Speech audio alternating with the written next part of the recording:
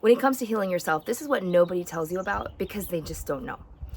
And I've used this technique to heal a severe SI joint pain in the last couple weeks, and I've now been teaching this as well to others and have seen it work miracles. So if you want to heal naturally and you don't want to do meds or to get surgery or do the traditional things, listen closely, because what I'm about to tell you has been battle tested both for myself and for clients. I'm going to share with you the 3 top mistakes that I see clients making in healing themselves, and the one thing, there was just one simple thing that they can do to focus on instead. The first mistake is that they're looking outside themselves for answers. They trust the doctor more than they trust themselves, but they're living with their body every single day, and their mind and their heart and their emotions, so they're their own expert. But we've outsourced our trust to experts, even though we are the biggest expert for ourselves. So quit doing that. You know yourself best. Now, still utilize experts, absolutely, to give input, maybe more data, maybe another view, right, from their experience of doing this for other patients, clients, etc. I'm not saying don't use it. I use specialists all the time. But know that you're the final decision maker. You're not doing the do me program and just having them tell you what to do, even though that is tempting and nice to do. But it's your body that you have to be with for the rest of your life. So if something's not aligning inside intuitively in any way, ask a question about it until it gets cleared up. And if it's not cleared up, then consider maybe not, doing that part of their advice.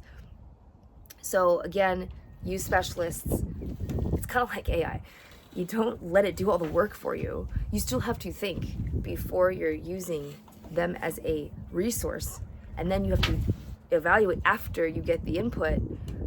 Just like in technology with AI, you don't just get the slop and then do nothing with it. You actually have to rethink after it gives you the draft and rework it into your own voice with your own imperfections and humanity, right? Same thing here. You get the doctor's advice and then you run it through your own personal history, the things that you most align with, etc.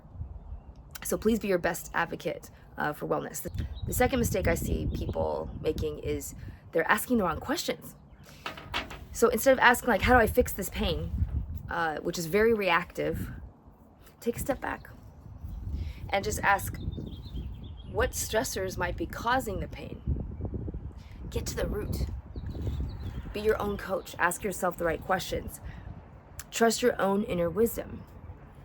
This happened to a client, a Qigong student. They came and had frozen shoulder, and it's tempting for me to be like, oh, here's to react myself and say, here's some Qigong exercises to help it, which it probably will, but it's not going to address the root necessarily. And so I just ask more questions like, what other stressors are going on in life? And lo and behold, right, this is very common, they just start crying and all this other stuff is happening. These really big personal shifts in life. A lot of my clients are empty nesters, or there's, just got divorced, or there's a lot of changes happening, too much to handle at once, and let alone everything else happening in the world. And so they're just, overwhelmed's not the right word, but there's just so much input going on, and it's like their body can't process, and it starts to manifest in whatever injury might be occurring or whatever pain is happening or block in the body. So again, that second mistake is to ask the right question, which is taking a step back and asking yourself what other stressors are going in life that might have caused this, versus how do I fix the pain. The third mistake I see is focusing narrowly on one part, not the whole. It's kind of similar to the last one, but it's distinct. So for example, if you have something physically going on, like IBS, that one we know is more psychosomatic in nature, so that is connected and related to struggles internally of your mental health or of your emotions, right, that you might be dealing with. Have you ever noticed a lot of, I'll tell the story of Lester Levinson.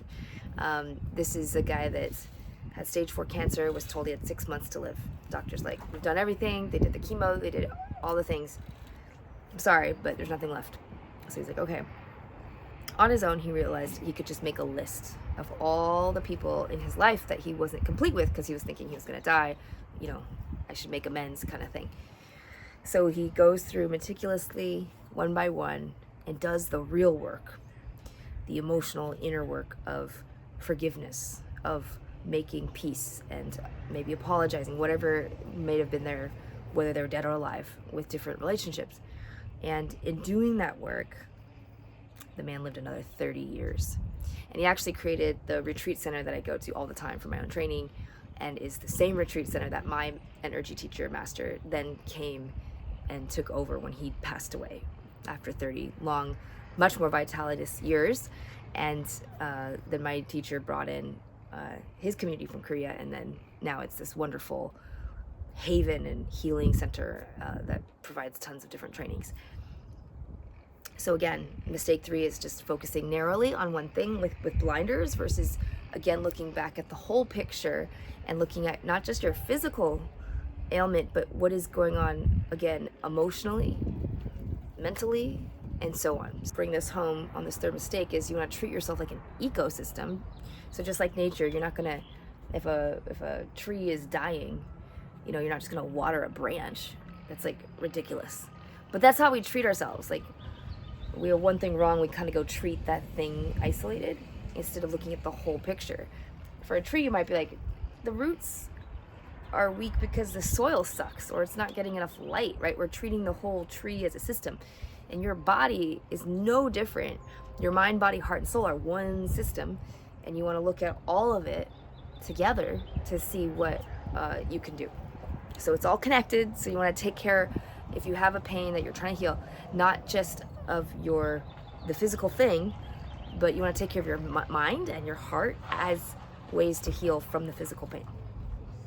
And the grandmother, the one big thing that you can really do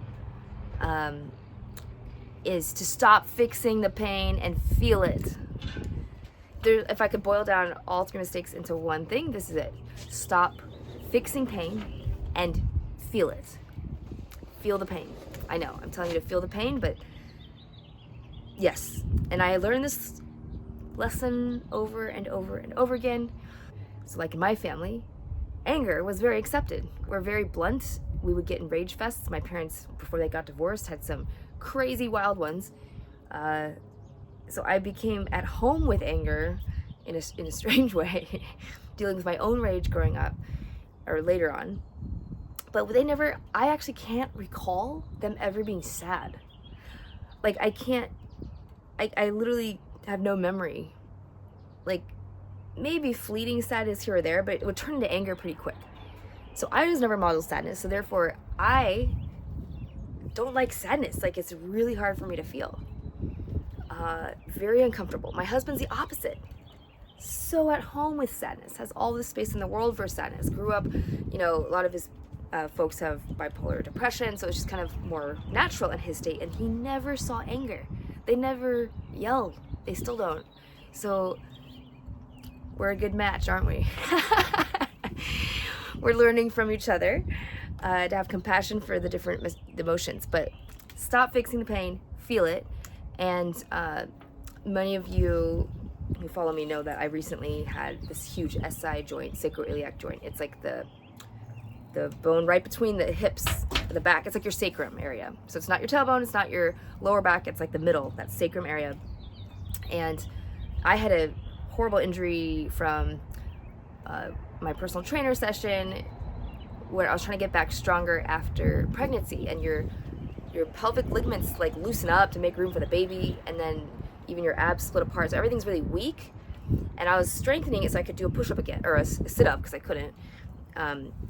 And lots of good things. So I don't want to diss on personal trainers because she helped me get strong, but the mistake was lifting a kettlebell like 20-30 pounds while I'm laying down, and the assignment was to just extend the kettlebell and then get up from a laying position, torquing, lifting up into a standing position. And I knew, but did not obey at that time, this was years ago, this was not good for my body, and I was about to break, and you know, I was kind of pushing myself, and I broke, like the sacrum just went, and I collapsed. And ever since that point, I've had super flare-ups where I cannot walk for days. It's so painful, if any of you have ever experienced it. Literally no position, every position hurts. If I'm sitting, throbbing pain. If I'm standing, throbbing pain. If I'm walking, throbbing pain. And so over the years, I didn't actually know which joint it was. I thought it was my back, and I thought it was my tailbone. So I was like doing other things, not for the right things. And then it wasn't until I was looking holistically at like, oh, I have numb and tingly arms when I wake up in the morning sometimes, like every blue moon. Or I have, you know, it's always my neck and my right hamstring that's super tight on the right side, always my right side. And I was, you know, I'm not perfect. I'm teaching this because I made all the mistakes along the way. But I was isolating it, and until I looked holistically at the picture, I realized it's all symptoms of the SI joint, but even more so, right? Taking this all the way home, I was not feeling the pain. So I did all the things, you know, to handle it from a physical level. And then I had guidance myself, because it's really hard when you're in so much pain to kind of walk yourself through things sometimes. So my wonderful energy master that I trained with, and she raised me kind of, I went back to, and I was like, I need help. So within so I was in severe pain. I was getting better, had a severe relapse, which then I really broke down, and I was like, I don't want to live if I can't move. And wow, I'm so attached to mobility and movement. I didn't even know.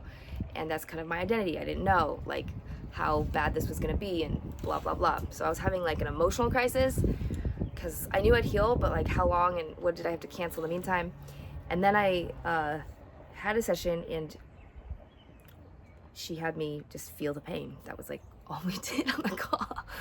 And it was starting off with the most spasming, horrible, throbbing pain up and down my right side. I never take meds, but I took tons of Tylenol. None of that was, or Advil or whatever, that was not making a difference. And within, I kid you not, about 30 seconds, after a day of pain, the whole thing subsided. I was like, what? Because it was so fast. I know this stuff works, but it was very fast. And then you feel subtle pains, and you keep feeling into it. If you keep feeling into it, you just feel it. And she was like, stop.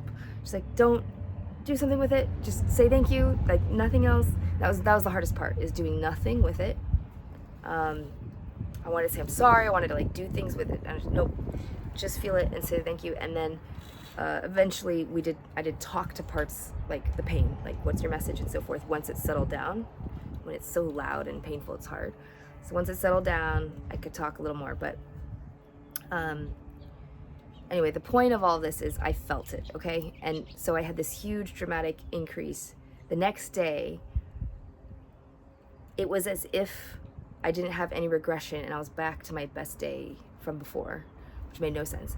And then we did another session, and I went deeper, and I released all this pain of sadness that was in my left side. Totally unrelated. I have no idea. Like, it doesn't make sense. I don't really get all of it.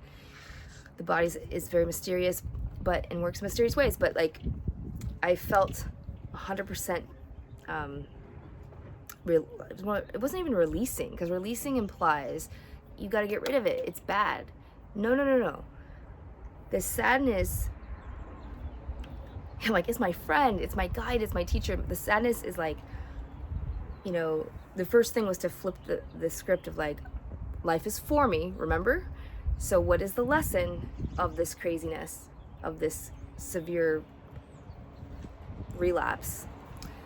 Because I could name all the things, like, yes, I was sitting a lot more from all the traveling I've been doing. Like, there's definitely the things that it was weak, and then it was getting weaker, and then I kept exacerbating with certain exercises. Like the long torque lunges and twisting, that not in Qigong, but in kind of my weight training at the gym. And anyway, so yes, all those things mattered and made it weaker, but I really feel the source and the root was this sadness that has never been expressed, that was like stuck in the body. And after the second session, I released it all. I had tremendous, like, miraculous improvement from that day forward. I'm still in the middle of it, but I'm on the tail end. So it's been almost a couple weeks now. And anyway, so that's the point, is to feel the pain 100%. I'm so grateful to my teacher, but also to Like, just remember, you are not your body. You are not your thoughts. You are not your emotions. You are not your pain. You are not your identity. You are all of those things and none of it at the same time. And if you can keep practicing and daring to feel, stop fixing, feel. If you keep feeling, that's the one takeaway here, stop fixing, feel. You can get good at feeling. That is how you can heal yourself and move through things much easier.